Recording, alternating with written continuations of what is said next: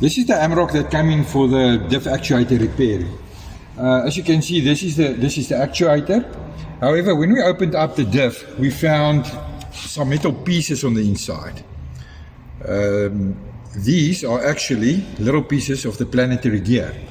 So what happens is the actuator will actually work, engage the Diff, but it won't engage the Diff lock itself.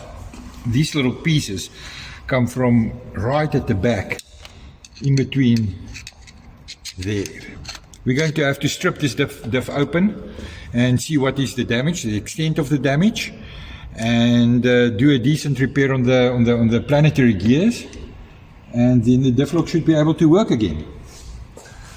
Alright, so I'm going to ask Bowen to start the vehicle and then engage the diff lock for us in order to just show you what happens.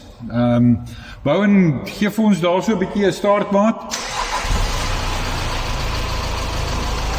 Okay, sit and drive. This is normal operation of the diff, and if I actually stop the hub on the side, you can see that the other side of the wheel is still turning. When the diff lock is engaged, it should lock together, turning each wheel at the same speed. As soon as Bowen engages, you will hear the sound that the planetary gear makes, which is stripped on the inside. Bowen, diff lock.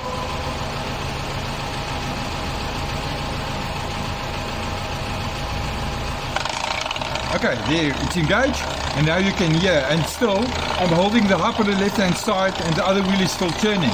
But you can hear the stripped gears on the inside. We're going to have to open up everything here to replace the gears on the inside that's stripped up. I'm going to release it, and then you'll hear that it goes quiet. There we go. And if I lock it again there, you can actually hear it making a loud noise. Thanks, Bo.